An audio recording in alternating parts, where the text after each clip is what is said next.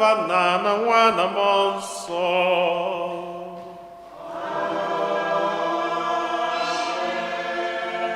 Ka ngọzi nke Onyenwe anyị Jesu Kristi na ịhụnanya nke Chukwu na ịdịkọ n'otu nke Mmụọ Nsọ na-enye dịrị unu niile.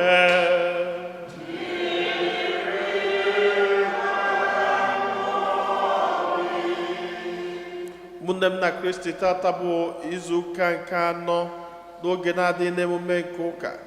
Anyị niile agbakọtago ọnụ n'obi Chineke iji welu nsọpụrụ Onyenwe anyị maka ihe ọma niile nke ọ na-eme na ndụ anyị, maka ngọzi ya niile n'ebe anyị nọ.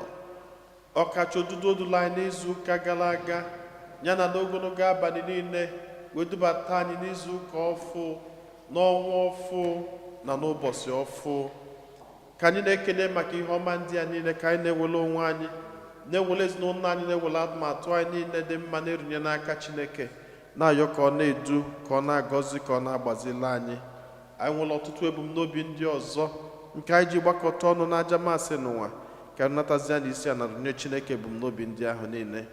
Anyị na-erunyekwazi masị n'ụwa n'ụzọ pụrụ iche maka udo nke ụwa niile. Ndị Charismatic Renewal St. Fortunata na-ekene Chineke maka mmecha nke novena nke ha melụ.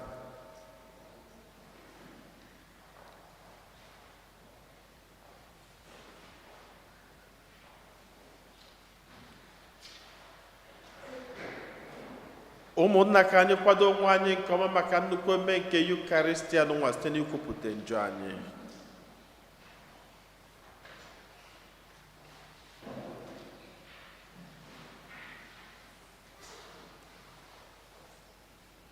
Ekwupụta m nwa Chineke ji ike niile.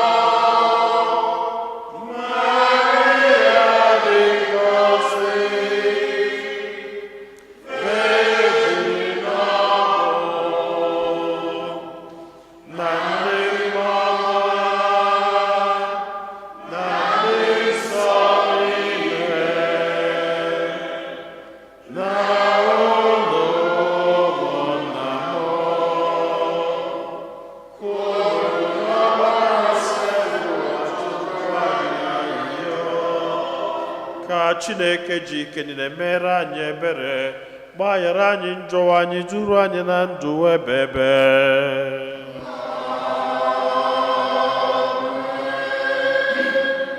Otito dịrị Chineke n'enu kasị enu.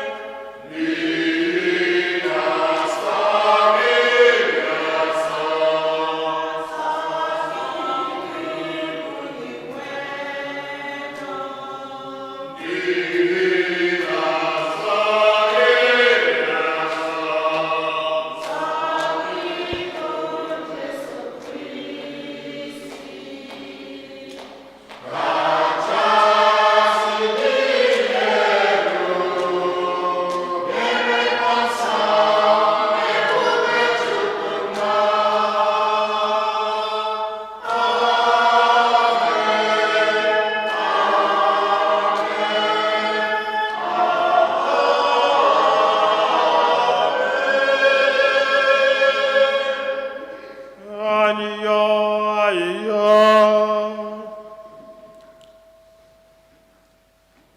dị nwenụ Chineke anyị, biko nyere anyị aka ka anyị were obi anyị niile na-efe gị, ka anyị hụkwa mmadụ ibe anyị n'anya otu i siri hụ anyị n'anya. Anyị rọrọ nke a site na Kristi dị nwe n'anyị, onye gịnị ya dị ndụ na-achị n'ịdịkọ n'otu nke mmụọ nsọ, otu Chukwu site n'ụwa ta ụwa niile.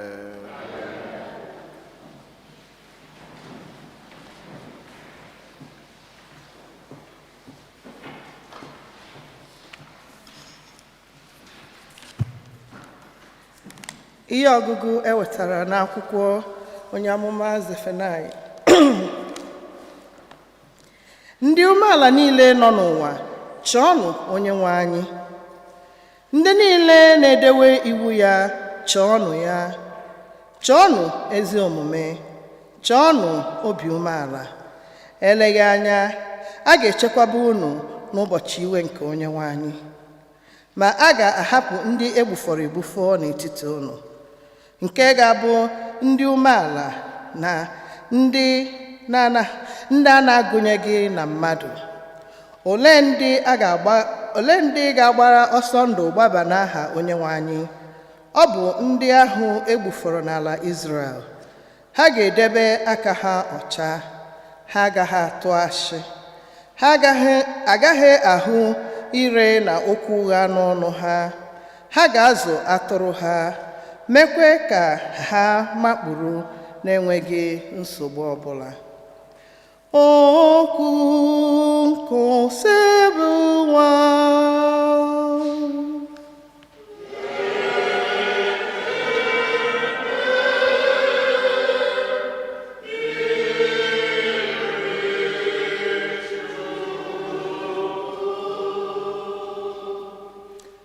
ngọzi dịrị ndị dara ogbe n'ime mmụọ, n'ihi na alaeze eluigwe bụ nke ha.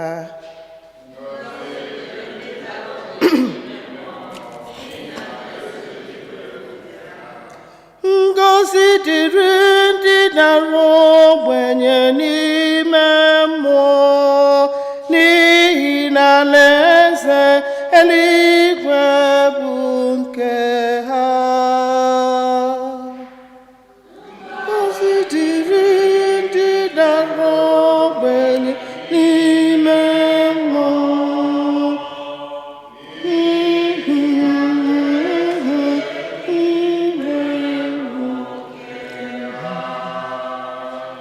Ngọzi dịrị ndị dara ogbenye n'ime mmụọ, n'ihi na alaeze eluigwe bụ nke ha.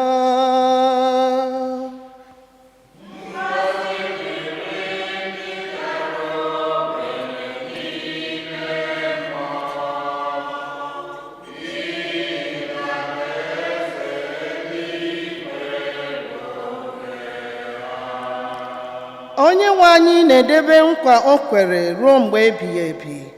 Ọ na-ekpeziri ndị a na-emegbu ikpe, bịakwa na-enye ndị agụụ na-agụ nri. Onyenwe anyị na-ahapụ ndị eji eji ka ha nwere onwe ha. Ndị dara ogbenye n'ime mmụọ, n'ihi na alaeze eluigwe bụ nke ha. Onyenwe anyị na-eme ka ndị kpuru ìsì hụ ụzọ. Onyenwe anyị na-ekulite ndị hụrụ ehuru. Onyenwe anyị hụrụ ndị ezi omume n'anya. Onyenwe anyị na-echekwaba ndị ọbịa. Ngọzi dịrị ndị dara ogbenye n'ime mmụọ,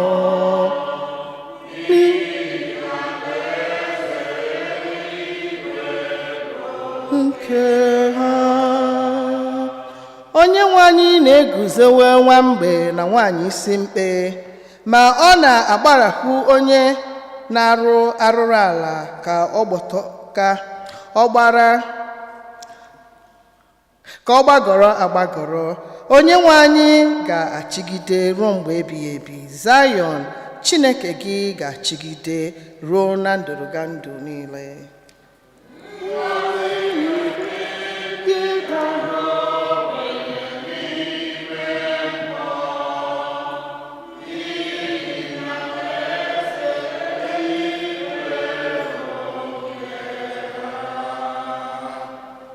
Ngọzi dịrị ndị dara ogbenye n'ime mmụọ, n'ihi na alaeze eluigwe bụ nke ha. Ihe ọgụgụ ewetara n'akwụkwọ ozi mbụ Pọl dị asọ degara ndị Kọrint. Ụmụnna m, cheta na ihe unu bụ tupu Chineke akpọọ unu. Ọ bụghị ọtụtụ n'ime unu mụtara akwụkwọ ma ọ bụ mara ihe dịka ụmụ ụwa si achụ ya taa. Ọ bụghị ọtụtụ n'ime unu bụ oke dike. Ọtụtụ n'ime unu abụghị ụmụ ndị ukwu ma ọ bụ ndị ama ama n'obodo. Kama Chineke họpụtara ihe ụmụ ụwa kpọrọ ihe nzuzu ka o wee mee ka ihere mee ndị na-eche na ha maara ihe. Ọ bụkwa ihe ụmụ ụwa na-eche na ike adịghị na ya ka Chineke họtara ka o wee mee ka ihere mee ndị dị ike. Ọ bụkwa ihe ụmụ ụwa na-eleda anya, ihe ha kpọrọ ihe efu na ihe ha na-abụghị ihe ka Chineke họtara ka o wee mee ka ihe nke ndị dị adị n'anya mmadụ ghara ịdị ire. Ka mmadụ ọbụla ghara ịnya isi n'ihu Chineke, ma Chineke bụ isi iyi nke ndụ anyị n'ime Kristi Jesu.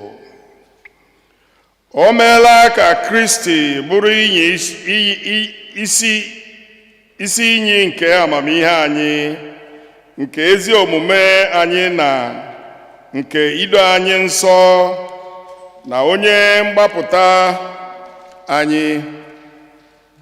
Ya mere, dịka akwụkwọ nsọ si kwuo, onye na-anya isi ya jiri ihe Onyenwe anyị mere ịnya isi. Okwu nke ose bụ ụwa.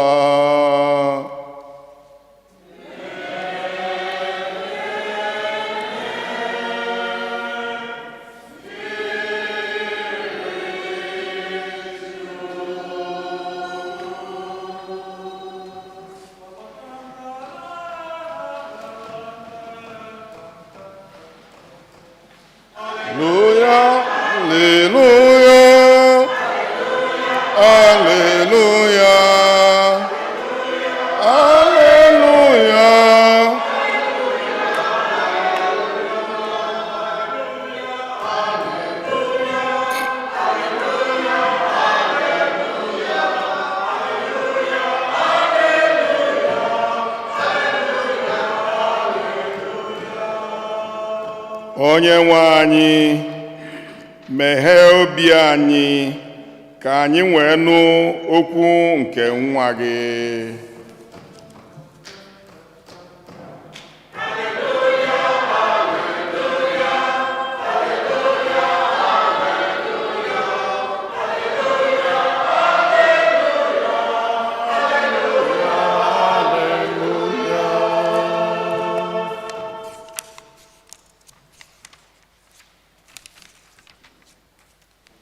Onyenwe anyị nọnyelu nọ.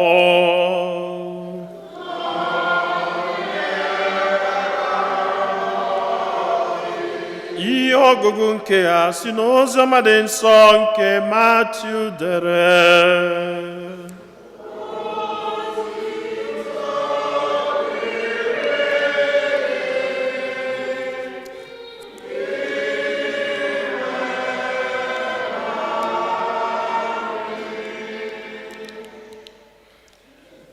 Mgbe Jesu hụrụ igwe mmadụ ahụ, ọ rigoro n'elu ugwu.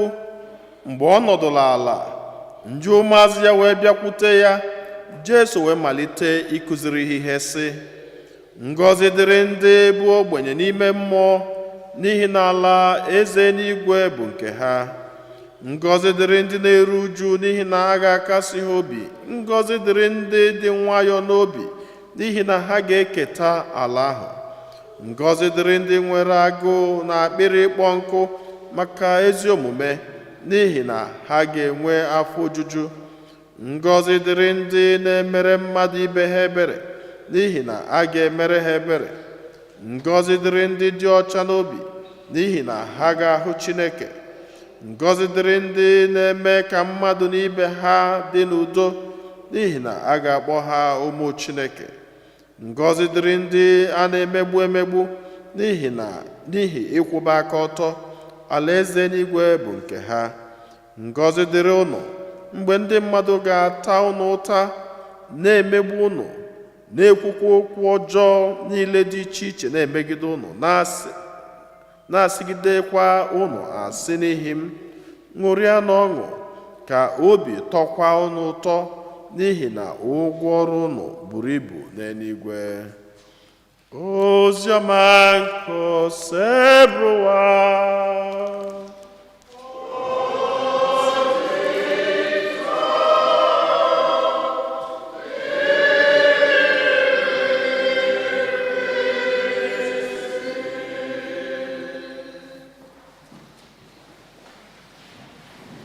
Otito dịrịnụ Jesu. Ndị niile gbara ọsọ la Sọnde, asị m unu nnọọ. So nnọọ. Ọ gaghị eme m nnọọ ikpere Chineke, ọ mere ka m dị ndụ. Ọ gaghị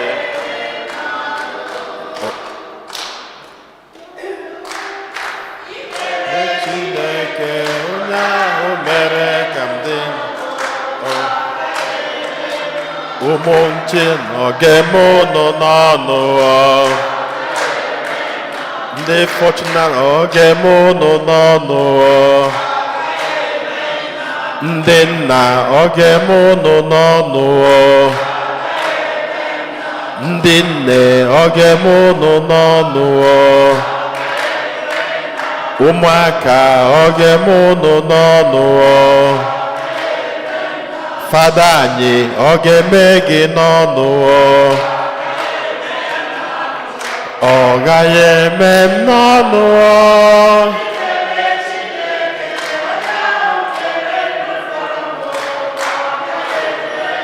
Ndị ụka oge m nọ n'ọnụ, ndị kwaya oge m nọ n'ọnụ, ọkaibe oge eme gị n'ọnụ, Dọkịta Nna oge eme gị n'ọnụ, Uche oge eme gị n'ọnụ, Ọzọ oge m nọ n'ọnụ, Ọsọndụ oge eme gị n'ọnụ, Ogbuefi oge eme gị n'ọnụ, Kevin oge eme gị n'ọnụ, Akụrụ oge eme gị n'ọnụ, nwanne m oge eme gị n'ọnụ, Arinze oge eme gị n'ọnụ, Nwaze Mmụta oge eme gị n'ọnụ, Aneke oge eme gị n'ọnụ, Solomon oge eme gị n'ọnụ, Ebere oge eme gị n'ọnụ. Ọ gaghị eme m n'ọnụ.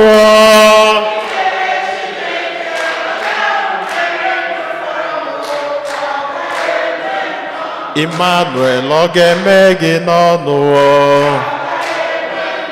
Aneke ogeme gị n'ọnụ Sọni ogeme gị n'ọnụ Jọni ogeme gị n'ọnụ Omekania ogeme gị n'ọnụ Tony ogeme gị n'ọnụ Egbo ogeme gị n'ọnụ Ogeme m n'ọnụ ikpere Chineke onye ahụ mere ka m dị ndụ ọ gaghị eme m n'ọnụ ọ gaghị eme m n'ọnụ ikpere Chineke onye ahụ mere ka m dị ndụ ọ gaghị eme nwanne m ọ ga-eme gị n'ọnụ mee m n'ọnụ Amen. I am God's number. I am God's number. Chineke fulanya n'anya. The Lord is good all the time. No matter the challenges, no matter the difficulties, the Lord is our own. And we are God's number. Tata Chineke na-akụzili anyị nnukwu ihe, a great virtue. So many people enwero that virtue.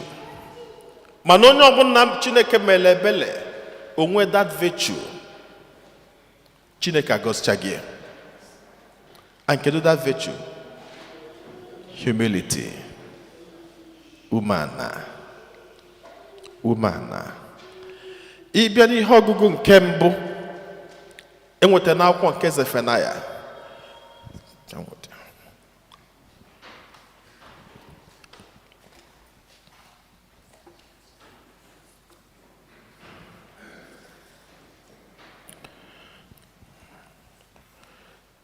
Osi, seek the Lord, all you humble of the earth. Chọba n'iru Chineke, unu ndị dị umeala.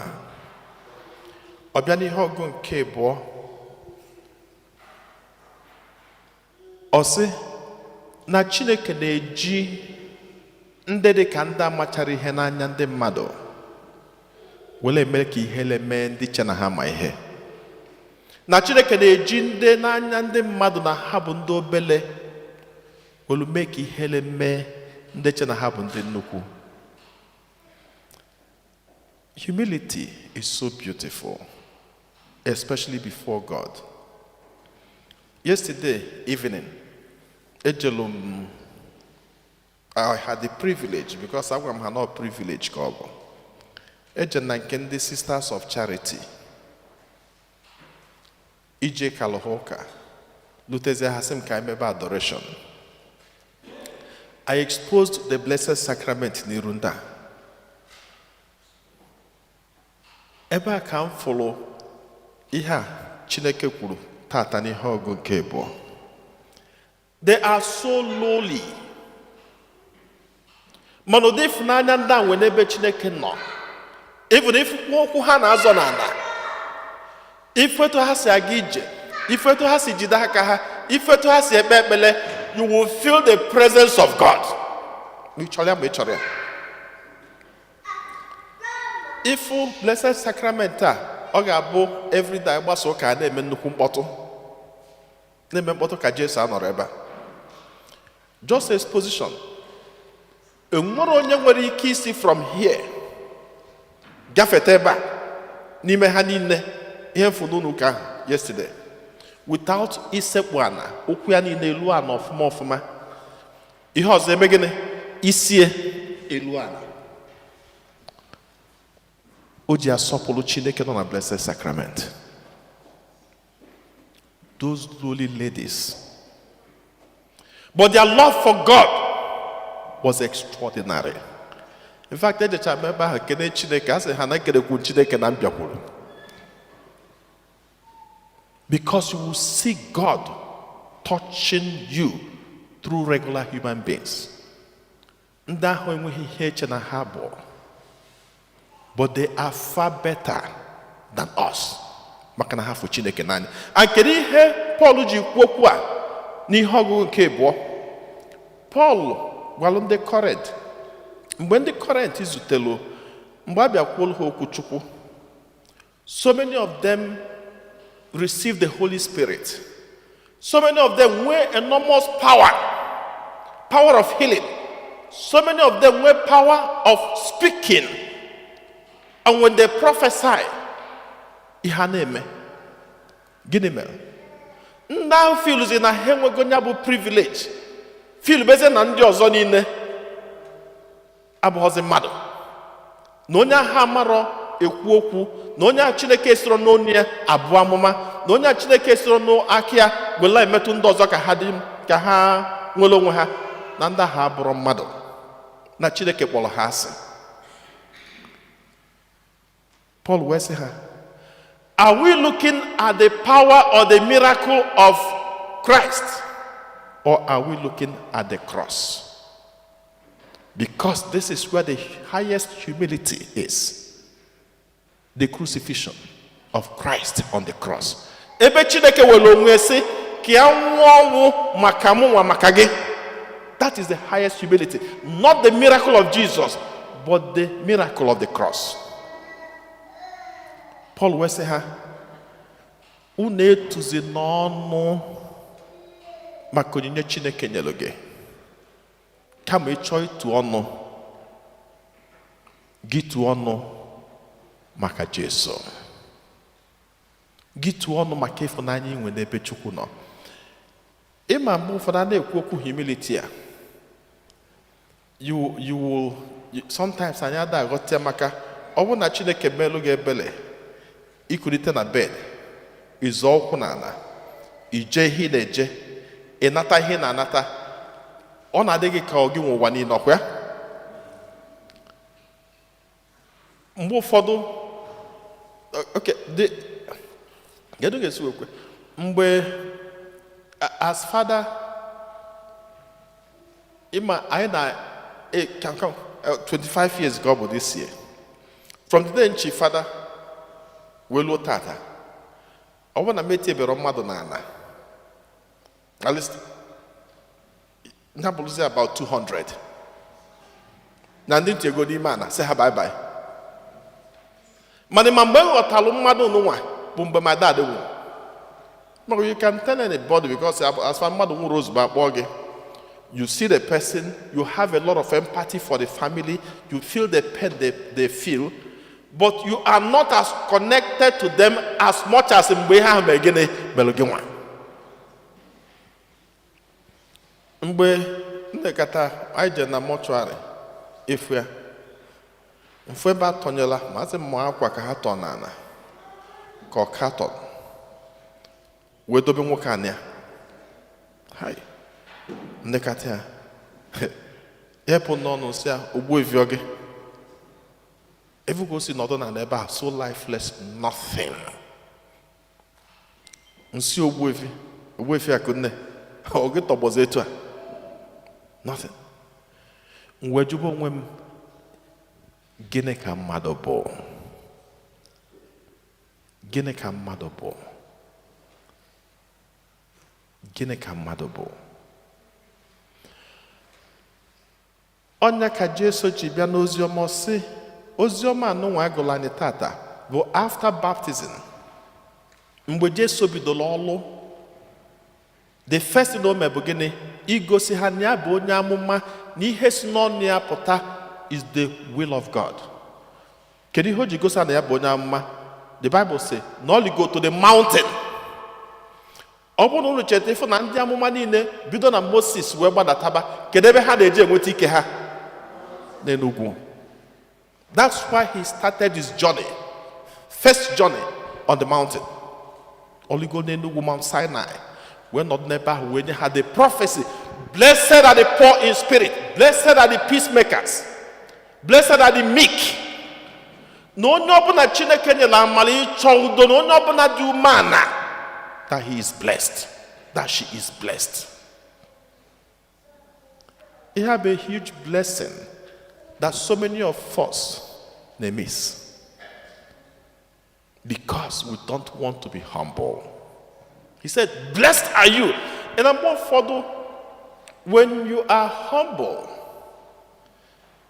Ụfọdụ na-asị mba na ya dị umeala na ọ bụ na agwọ emere ihe o ji bụrụ agwọ. Ụmụ nwaanyị were kwuzie wee kee ma eriri ukwu.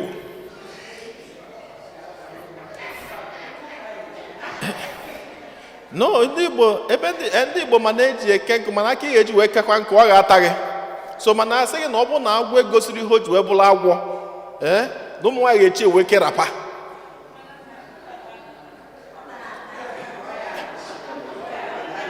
Ọnya ka ọ ga-eji wee mee ihe o ji wee bụrụ agwọ, anọ ọnya mere na ama ekie n'ukwu. Amen. Amen.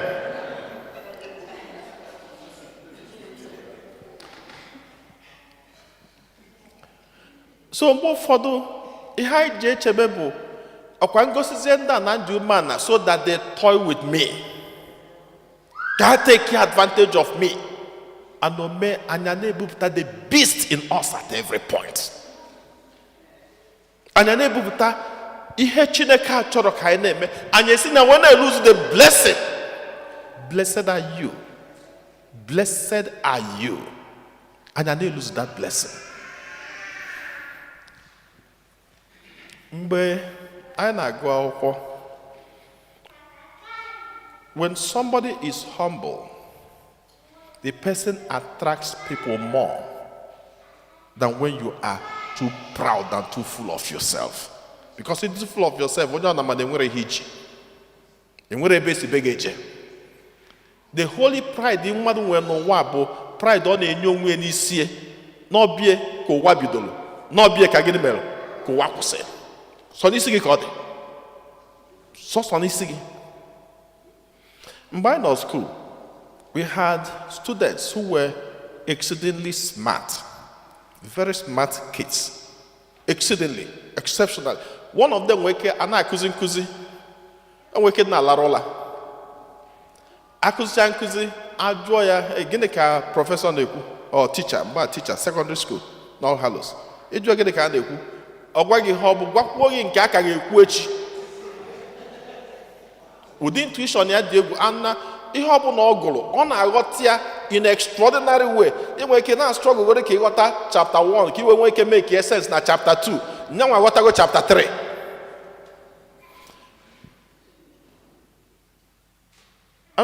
Onye am na-ekwu kịta, o mego 3 doctorates.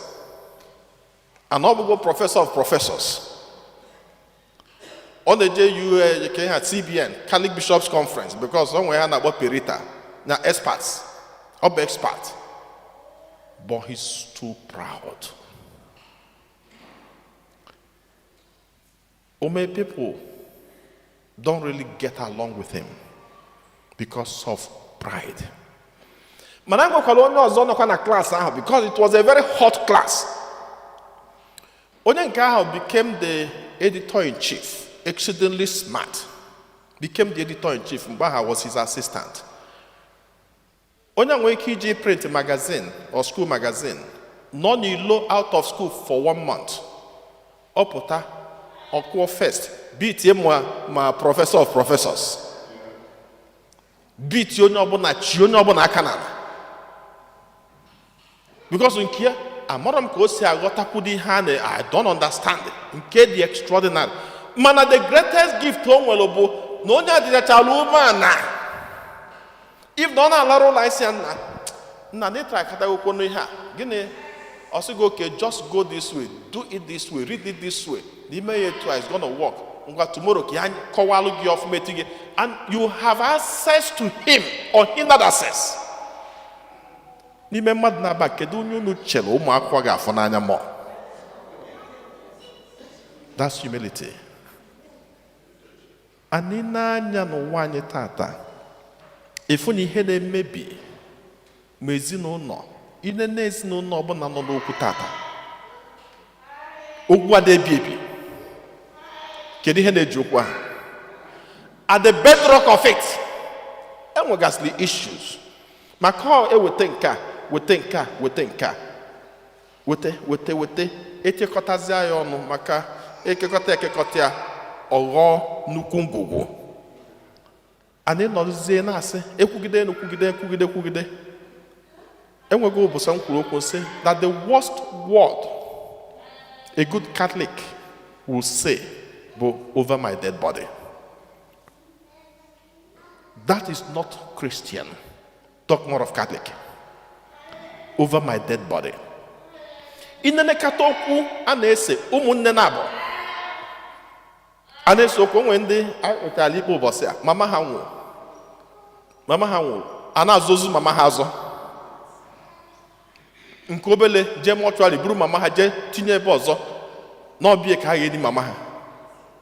A na-anụ ọgụ na-ese nụgide ọgụ na-anụ ọgụ ma na ozu nwụrụ anwụ.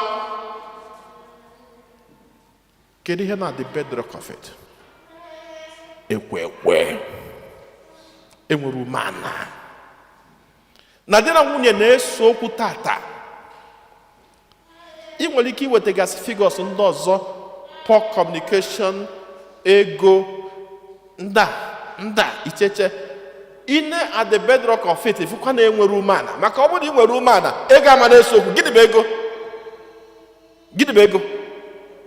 Ifu na ọ bụ eso okwu.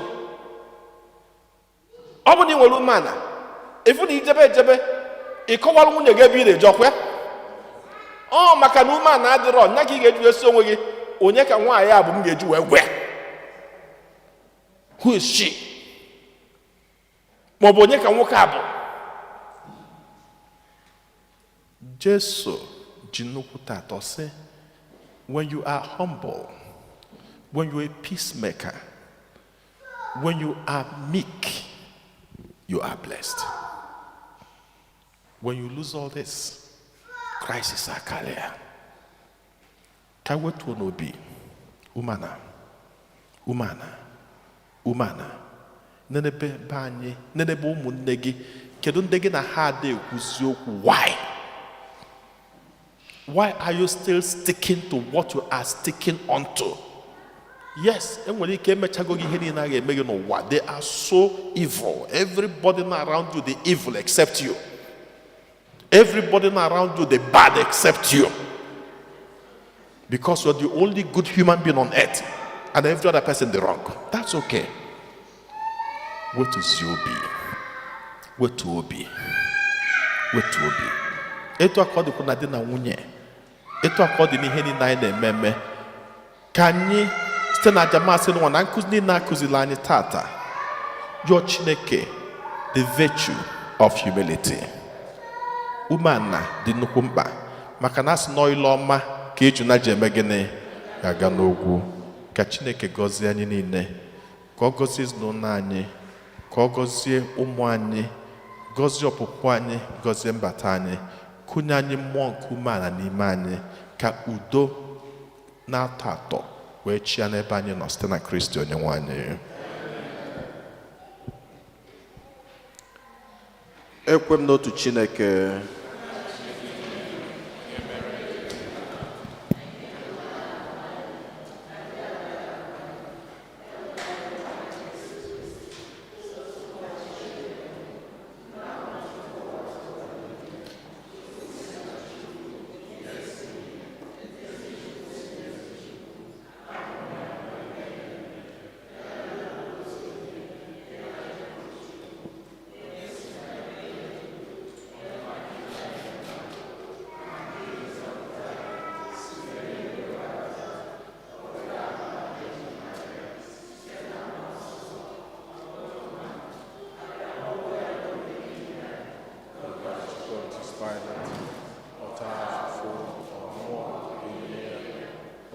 N'ụbọchị nke atọ ka akwụkwọ nsọ siri kwu, orogoro n'eluigwe nọdụ n'aka nri. Ọ ga-abịaghachi ọzọ n'ebube ya ikpe ndị dị ndụ na ndị nwụrụ anwụ ikpe. Onye ọchịchị ya na-enweghị njedebe.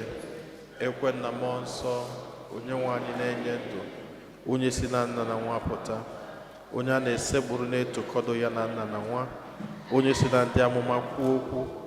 Ekwe m n'otu nzukọ nsọ Katọlik na apọstọlik, ekwupụta m otu baptizim nke mgbaghara njọ. Ana m atụ anya mbilite n'ọnwụ ndị nwụrụ anwụ na ndụ ụwa ga-abịanụ. amen. Ekpele nke ndị kwelụnụ mmadụ ịtọ ga-edu anyị n'ekpele. Chineke onye fụrụ anyị n'anya, anyị niile agbakọtago ọnụ welu umeala wee bịa izute gị n'ụbọchị tata. Anyị na-ayọ ka iche ntị ma nụrụ anyị anyị.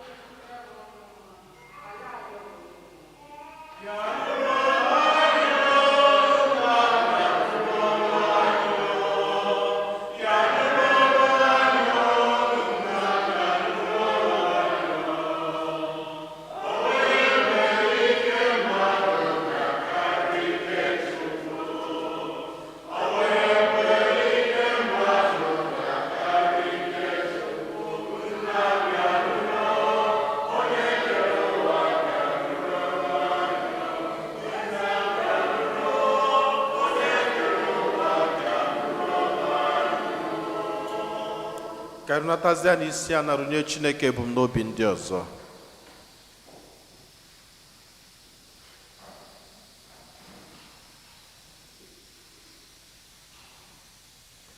Chineke efula anyị n'anya, anyị ewelugo ọtụtụ ebumnobi anyị mkpa anyị na-egosi gị dịka iru anyị si dị iche iche, etu a ka ọtụtụ ebumnobi anyị si wedịkwazi iche iche, mana anyị ma na ị na-afụ n'ife na-afụ na nzuzo, anyị wee na-ayọ ka igbola anyị mkpa anyị niile karịa ka anyị pụrụ ịyọ gị site na Kristi onye nwe anyị.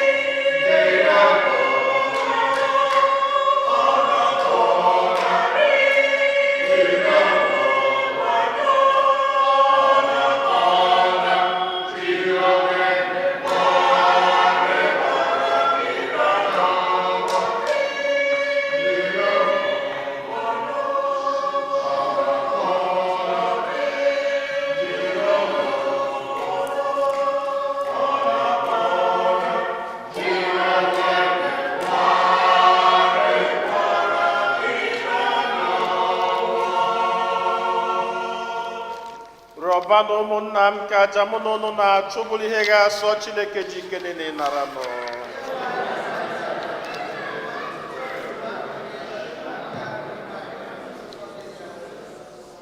Onye nwe anyị na-arịọ gị ka onyinye ndị a anyị bụ ụmụ gị na-ebute n'ebe nchụaja gị masị gị ịnaranụ, biko mee ka ha ghọrọ anyị ihe ọgbụgba ndụ nke nzọpụta anyị.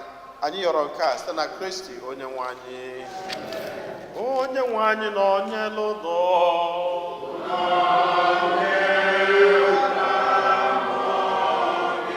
welite n'obi ihe nọ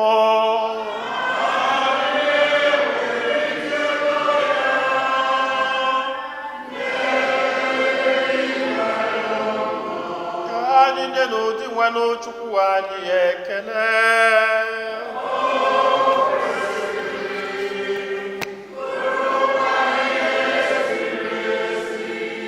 O kwesịrị ezi bụrụkwa ihe siri ezi na-azọ ndụ na anyị ga-enye gị ekele oge niile na ebe niile, o nna dị nsọ Chineke ji ike niile eji ụwa tụwa site na Kristi dị nwe n'anyị, onye jiri ihe ebere o nwere maka mmehie mmadụ kwere ka mụọ ya na Virgin Maria, agbapụtala anyị n'ọnwụ ebebe site n'ọnwụ ọ nwụrụ n'elu obe, bịa na mbilite n'ọnwụ ya nye anyị ndụ ebebe. N'ihi nke a anyị na-eso igwe ndị mama niile nke eluigwe na-eto ebube gị oge niile na ukwe na ekwe.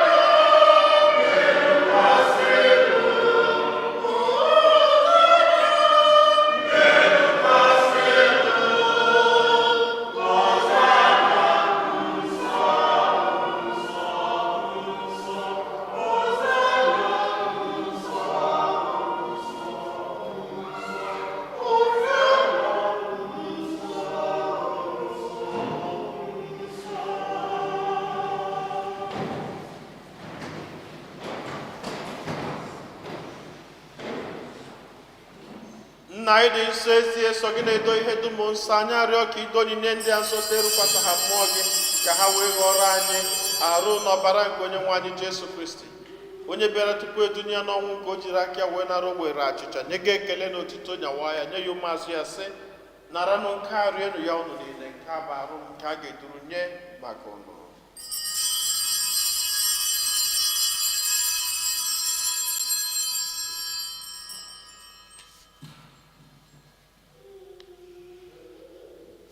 Otu akwa ka o si mee mgbe ha richara nri anyasị, o buru iko mmanya nyekwa gị ekele na otito bunye ya ụmụazụ ya sị, naranụ nke a ṅụọnụ ya ụnụ niile, nke a bụ iko nke ọbara m nke ọgbụgba ndụ ọhụrụ dị ebebe, a ga-agba ya n'ihi nna n'ihi mmadụ niile ka e were gbaghara njọ, na-emenụ nke a na ncheta nke m.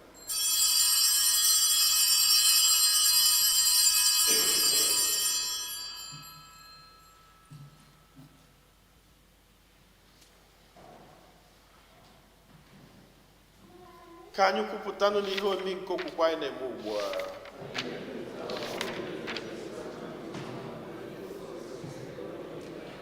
nna na ncheta nke ọnwụ na mbilite n'ọnwụ nke nwa gị, anyị ebunye gị achịcha nke ndụ na iko nke nzọpụta. Anyị na-ekele gị n'ihi na ikwere ka anyị dị mma ikpụrụ n'ihu gị na-efe gị. Anyị ji ume na-ayọ ka anyị bụ ndị na-anata arụ n'ọbara nke Kristi bụrụ otu site na njikọ nke mmụọ nsọ. Nna, cheta nzukọ gị gazuru ụwa niile, meenụ ka ịhụnanya gị jupụta ya. Gọzie pope anyị bụ Leo na bishọp anyị bụ Robert na ndị ofe ọlta gị niile. Chetakwa ụmụnna anyị ndị ji okwe wee gaa n'ezumike nke ọnwụ. Kpọbata ha na ndị ọzọ niile nwụrụ anwụ n'ihe nke ebube gị. Biko meela anyị niile ebere. Ka anyị soro Virgin Maria dị ngọzi nne nke Chukwu na ndị apọstụl na ndị nsọ gị niile ndị mere uche gị na wee keta ndụ ebebe. Ka anyị sorokwanụ ha na-eto gị na-edo gị ebube site na Jesu Kristi nwa gị.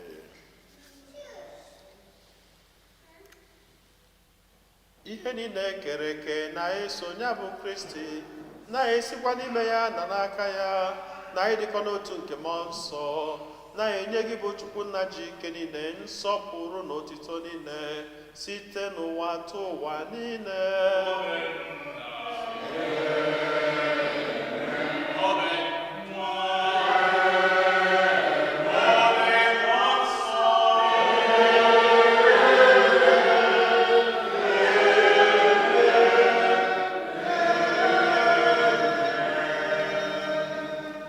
Nna anyị nọ n'eluigwe,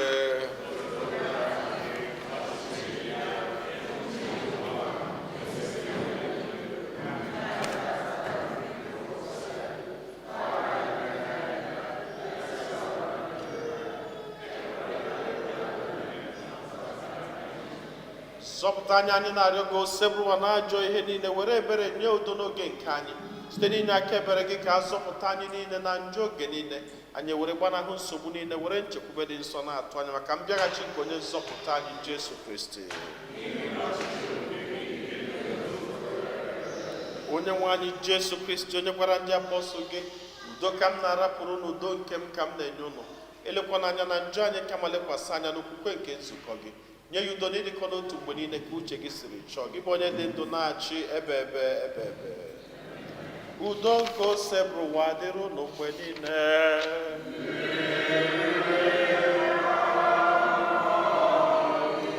Nyerịta n'onwe unu ekene nke udo.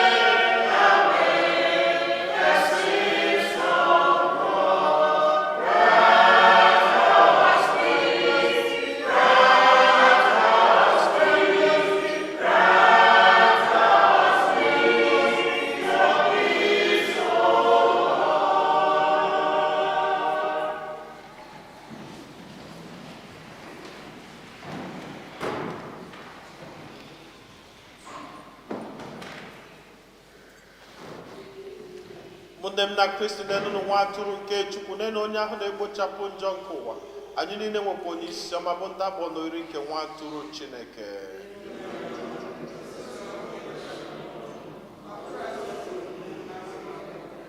ka arụ n'ọbara Kristi chekwaba anyị niile wee rue na ndụ ebebe.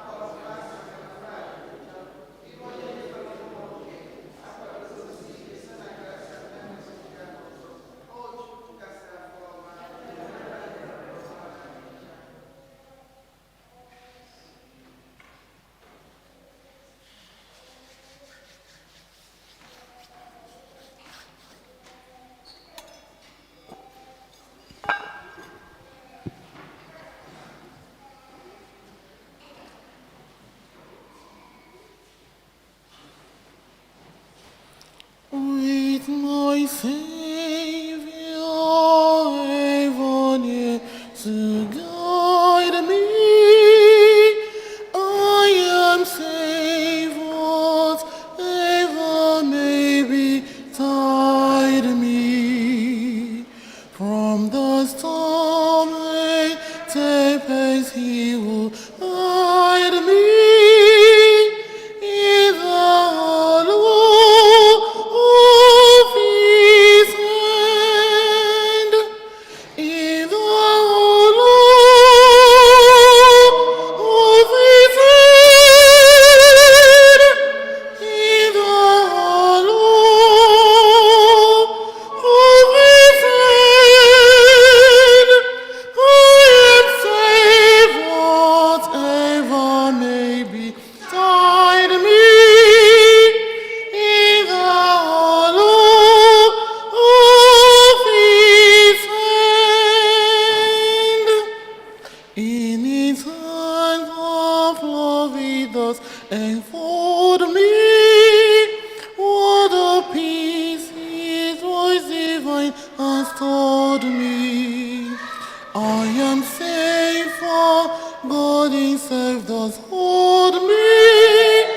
In the hollow of His hand, in the hollow of His hand,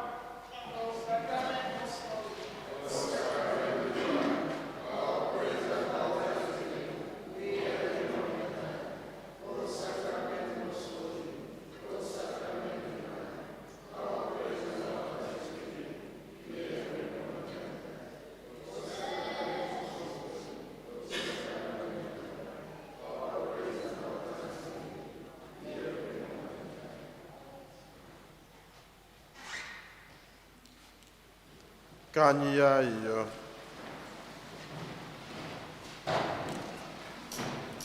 Onye nwe anyị, ị na-eme ka anyị gbasie ike mgbe niile site n'enyemaka nzọpụta nke a, site n'oriri ahụ na ọbara nwa gị, mee ka ezigbo okwukwe na-abawanye mgbe niile n'ụwa.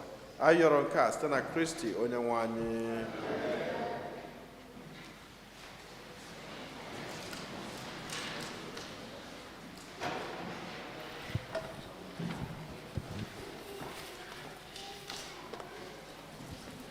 Otodri Jesu, second collection.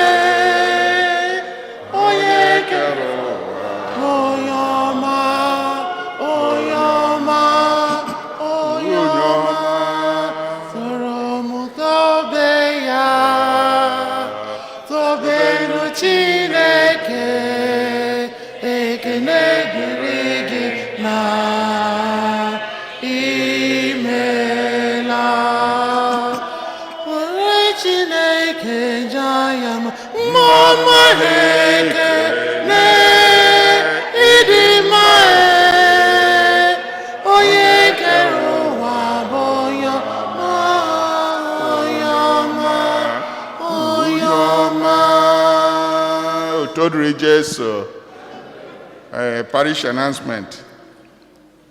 To help our liturgy flow smoothly and avoid any confusion, please note that our ushers will be selecting the individuals who will be participating. This is mostly for Nde Oka, Ndike Nabia before us, so it doesn't really concern our Mass here, that announcement. So can you continue with another one? Friday, February 6th is the first Friday of the month, and we will have exposition of the Blessed Sacrament during the Masses at 8 a.m. and at 7:30 p.m. Both Masses will be bilingual. You are invited to attend the anniversary Mass of the transfer of the relic of St. Fortunata on Sunday, February 8th. The Mass will be at 12 p.m. All are welcome. The Igbo community of St. Fortunata invites you to attend the 1 p.m. Mass on February 15th, celebrating the flight of the Holy Family into Egypt. The Mass will be celebrated by Bishop Robert Brennan. All are welcome. We kindly ask you to please take a copy of last week's tablet newspaper, as well as this week's. Many copies from last week are still available due to weather. Please note that the parish covers the cost of these newspapers. Thank you for your cooperation. Otodri Jesu. Yeah, in the parish, say Igbo community may invite, but we are doing it with them. Okay, let me have a man in a hand flight, because the flyer says in collaboration with the parish. So maybe I can get me address to them during our next meeting. Oh, I have seen me, I have participate in everything that we are doing. Otodri Jesu. Anyway, here the first Sunday of this February Sunday, Boseji Agozi Ndine in a special way. Ndine Putawan Ndukwe. Mama ne Oboyega mama nne nne m ihe dị mma ka m ga-enye gị onye ọma onye ọma onye ọ ga-adịrị mma onye ọma nne m ezigbo mma ka m gakwara gị onye ọma onye ọma onye ọ ga-adịrị mma onye ọma ọ bụ onye ga-akpọ mama nne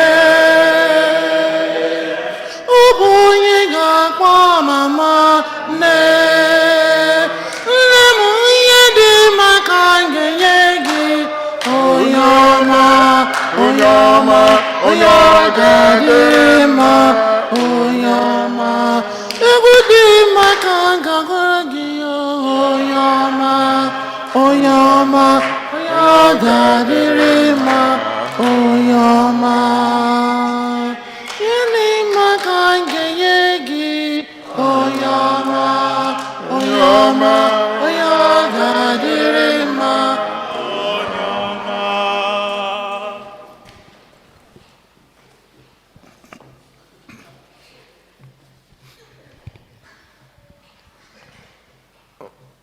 nwa gị a na-eme ka ọzọ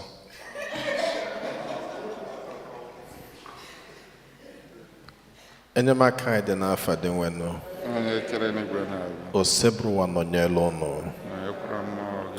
chineke efula anyị n'anya anyị na-ekene gị n'isi ụmụ odibo gị ndị a niile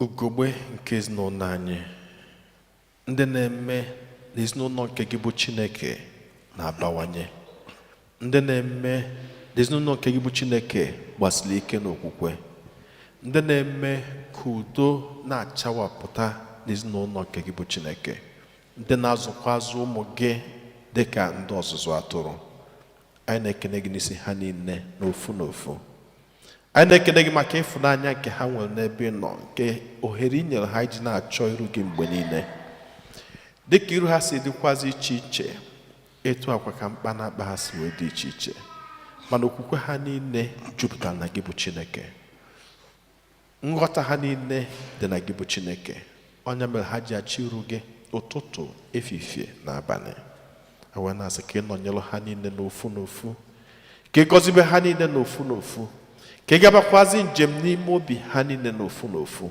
ma gbolu ha mkpa ha niile karịa ka ha pụrụ ịyọ gị site na kristi onye nwe anyị ka chukwu jikere na efula n'anya gọzie unu niile nna na nwa na mmụọ nsọ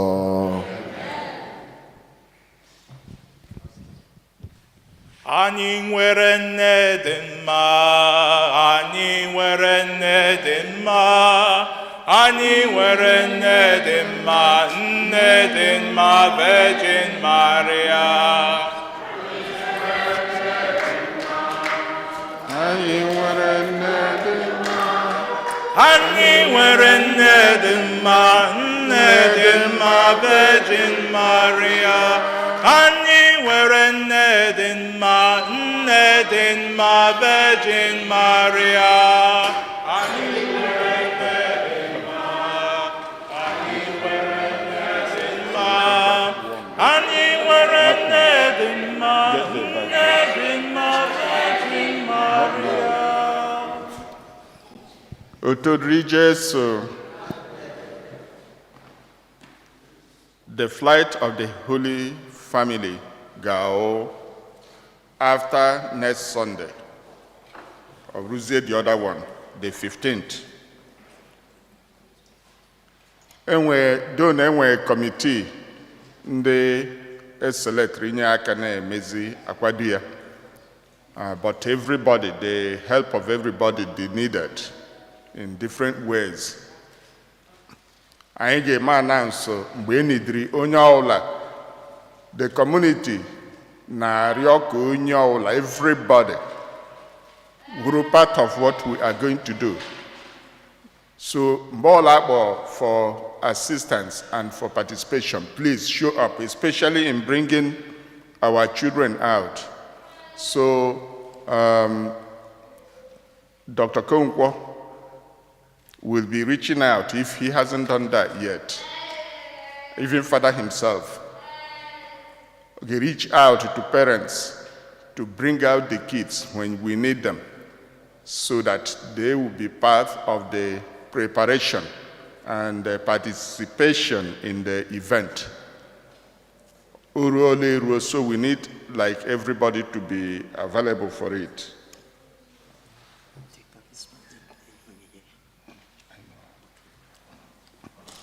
So part of the preparations is fundraise. We've been trying to raise the fund, now solicit in our church here. So many of us, indeed not here, have already pledged. And most people also redeemed. But I put everything together, the committee, and I hope that it's not going to be able to take care of the activities, especially as we did during the last event. So, in addition to asking the Josro Bata, because I know some of our members are back, and we thank God for their safe travels. So I may appeal to them, to please donate, and donate generously. And in addition to that, we are in area donate really before to please find other ways to help supplement, because we don't have enough donations to cover the cost of the program. So if you can donate food, make a list of the food items you need and their costs, their prices. If you can donate any part of it, please feel free. Drink, I can need drinks. So please, any kind of drink you can donate: wine, Heineken, Guinness, malt drinks, mineral waters. Please reach out to any one of us, any of the executive, the social director, Lolo Nweke, the treasurer, Satuni Nade. Our financial secretary is not here today, out of town. So, but we can reach out to him. And more importantly, go to the platform and see if you have donated anything or not. If you haven't, please donate, and donate generously. This is the way. We don't pay registration fee. I don't have registration fee. I don't have dues. But if you are our member, you have to participate when we call for donations. So please, we are expecting people to go donate. You know, that's how we know that you are part of us. You are not just coming to worship and go. So please, after Mass, if you want to donate something, please reach out to us or any of the members, the flyer, those committee members.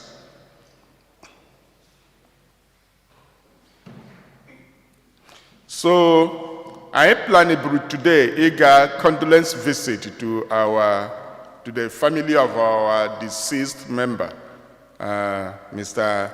Ndubisibe. But the weather, is so cold, and driving around the city, people have not moved their vehicles. So parking is a serious issue. So all there, we probably won't find a place to park our cars. So we decided, and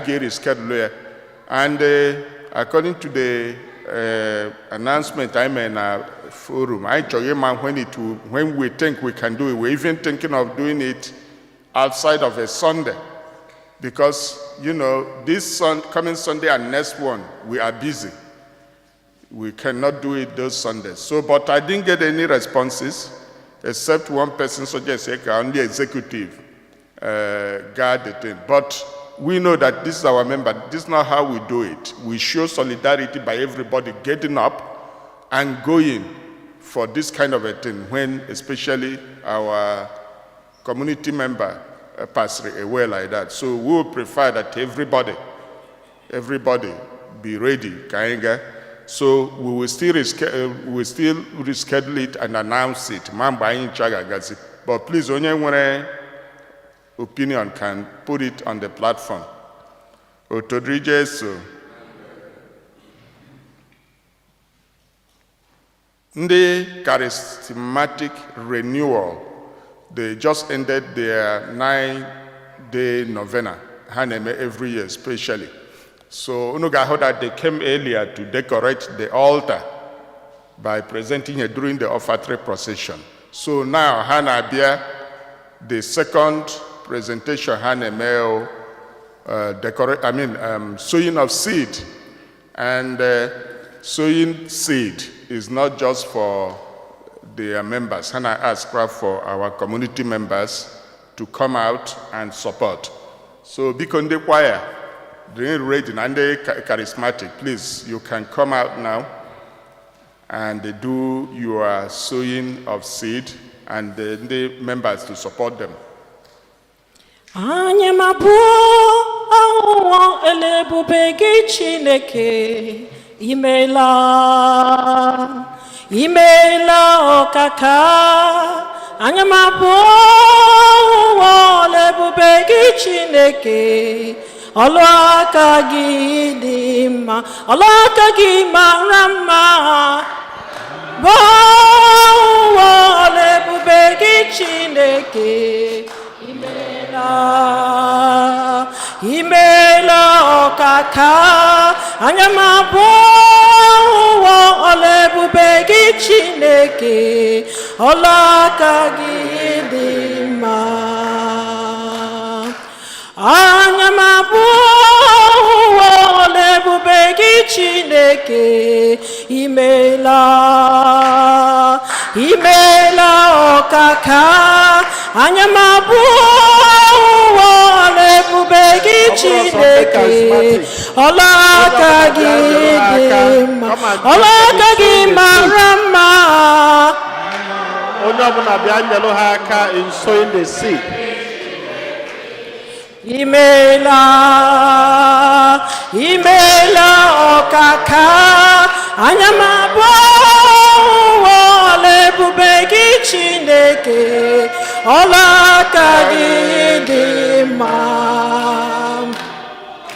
Mgbe m ruru n'igwe aga m ahụ onye nzọpụta, m ga-ekele ya maka ihe ọma ka o mere m.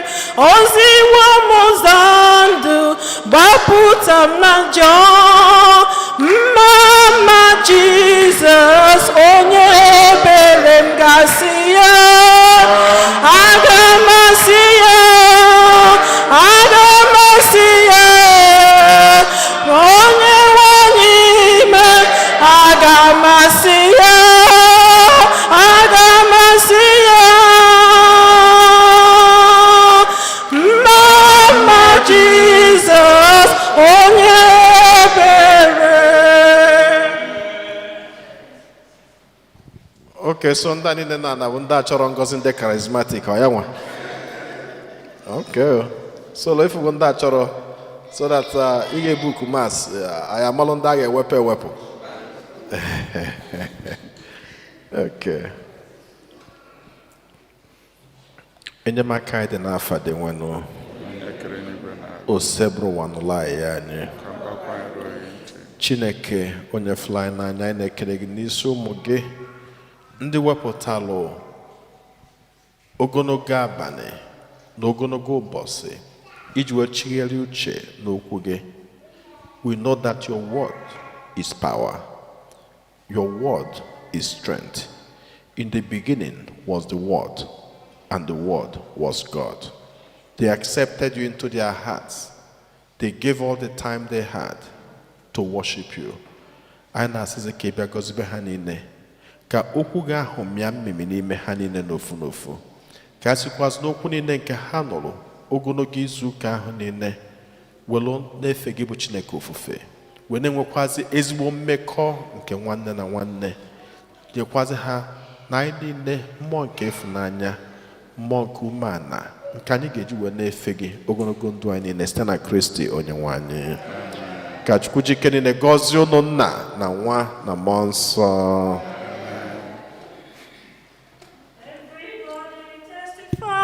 You are God.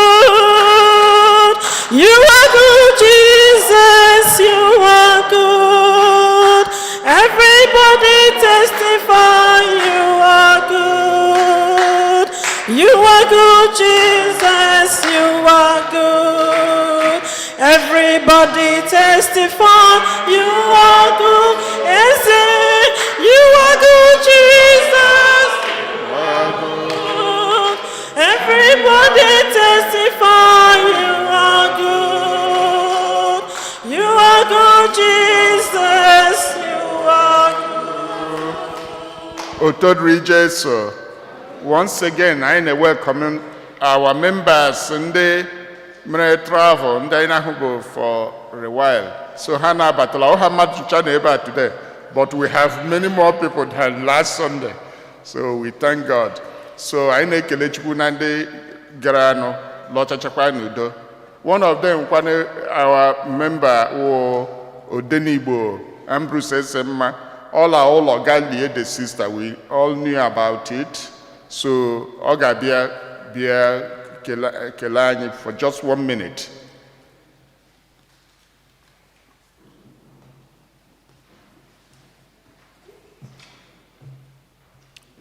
Praise the Lord. Ụmụnne eji m obi umeala n'aha Chineke na-enye na ekele maka nkwado unu kwadoro m maka ọnwụ nwanne m nwanyị. Ọwụghị sọsọ ndị bịara n'ụlọ, ndị tinyere ego ha na Committee of Friends, ndị bịara bute ihe dị iche iche, ndị sendri delegates na village, ekelela m nọ. Even ndị o metụrụ n'obi mana ha enweghị ike ịbịa ma ọ respond n'ụzọ dị anya, ana m ekele unu maka na anyị ndị St. Fortunata. Enweghị m ihe m ga-eji kwụghachi nọ, obi juru m na aṅụrị n'ebe unu nọ. Aga m asị onye nwe anyị Chineke ga-akwụghachi unu n'otu n'otu. Ndewonu. Welcome.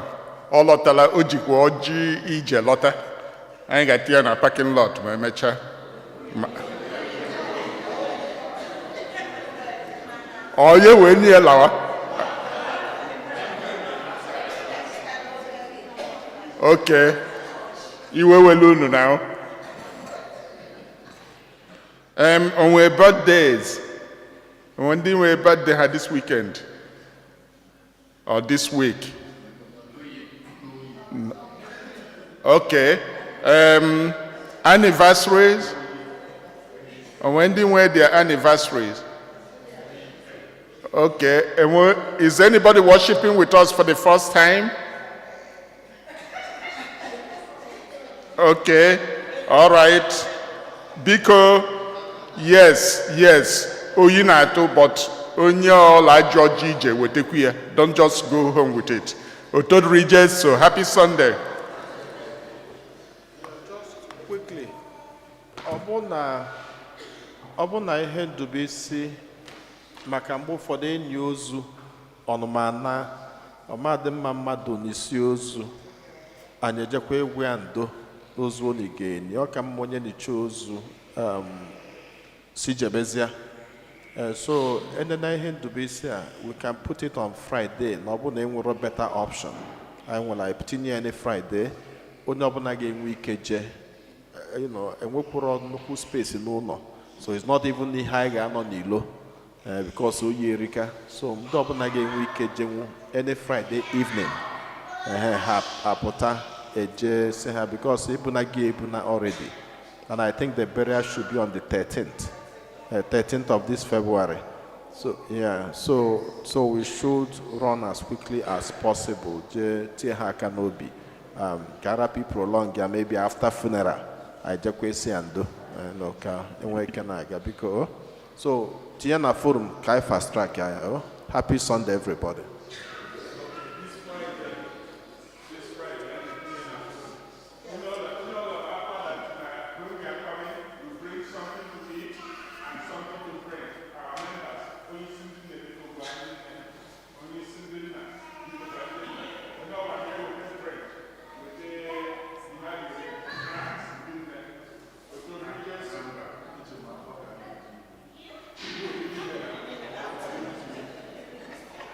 Onye nwe anyị na onye lụdọ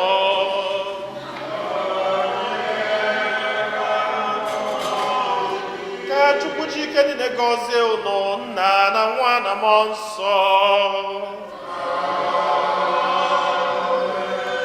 n'abalị misa gwụsịgo